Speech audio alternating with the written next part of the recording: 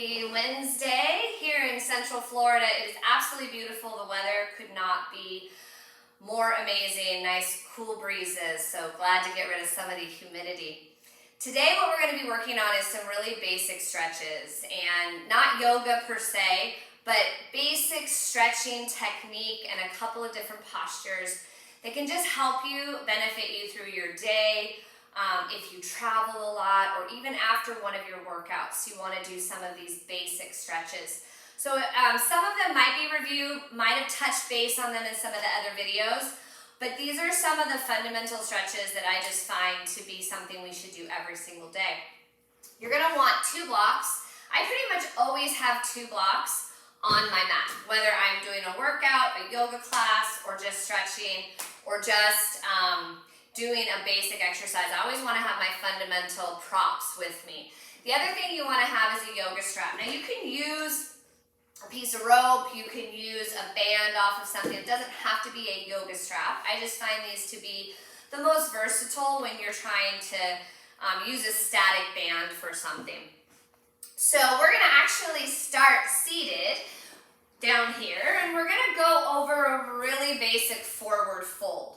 Now, you're not going to want to do some of these cold out of the box. Some people can stretch if they haven't done any kind of a warm-up because they kind of know how to read their body and listen to it. I always say it's nice to do, maybe go for a walk, do these when you come home, or at least walk around the house a little bit, kind of get some blood pumping, and then come and do some of these stretches. But again, awesome for after workouts, awesome for at the end of the day or after you've been traveling. So I like a block. I always start that with it under my knees. What that does is it elevates the knees up. It gives me a little more leverage in the body to be able to sit tall, because this is a lot of hamstring flexibility. You probably feel like yourself doing this, right? Like you're rounding, and that's really common.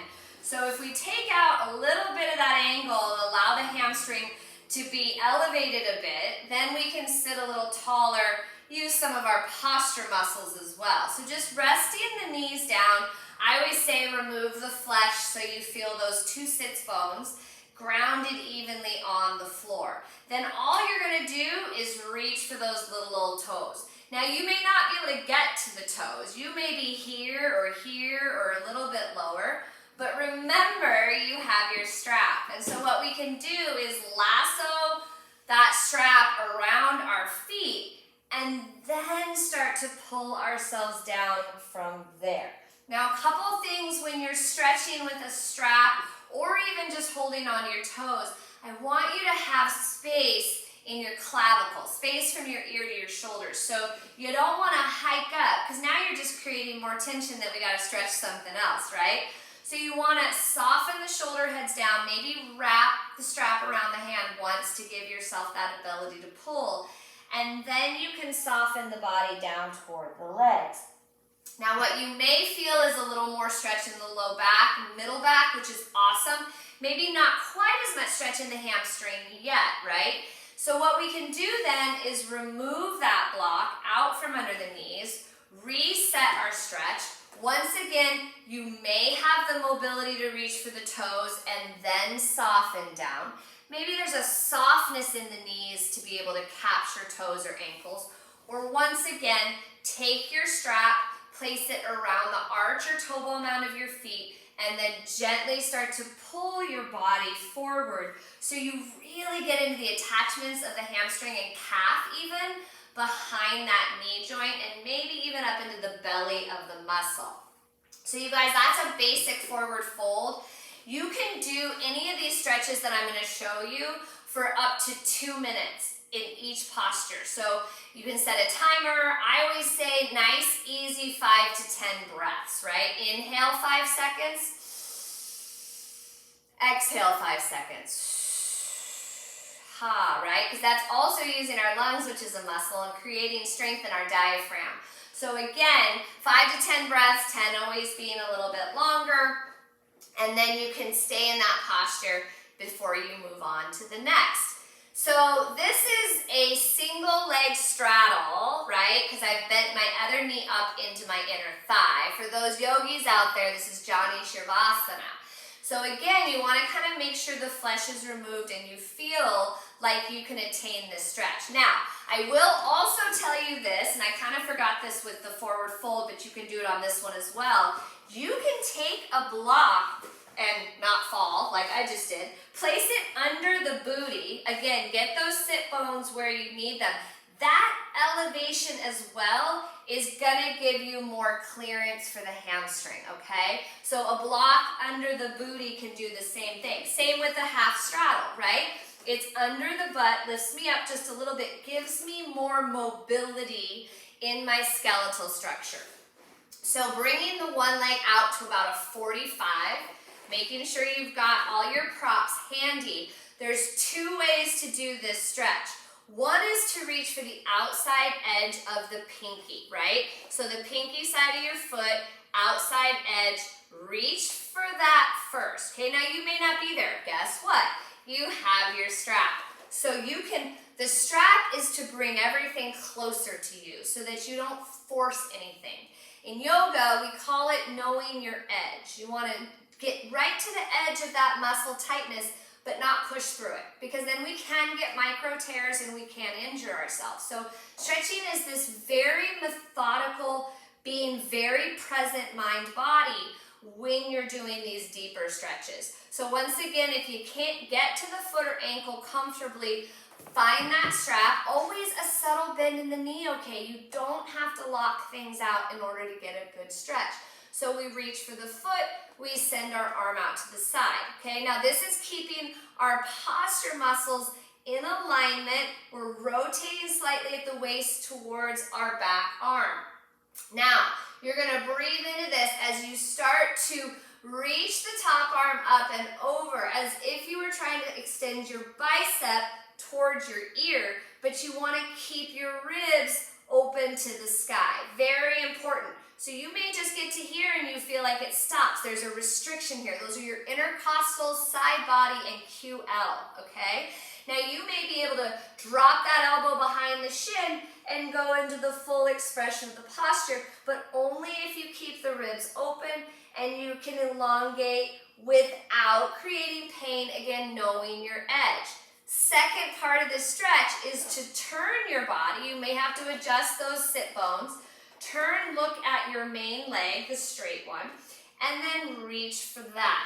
Now, you're trying to bring your belly around to your thigh, square it off, and then draw yourself forward. Remember, shoulders away from ears, soften the belly. You can slightly bend the knee or start to push through it more. I like a flexed ankle almost always. Rather than a pointed toe, we like to flex that ankle joint, protects knee joint, but also creates a bigger stretch in the calf and the Achilles. So then, of course, you guys know the rule of thumb. What you do on one side, you have to do on the other side, both for the same amount of times. You may find that one is more intense than the other. Maybe stay there a little bit longer. But again, rule of thumb, up to 2 minutes, 5 to 10 really slow, methodical, deep breaths.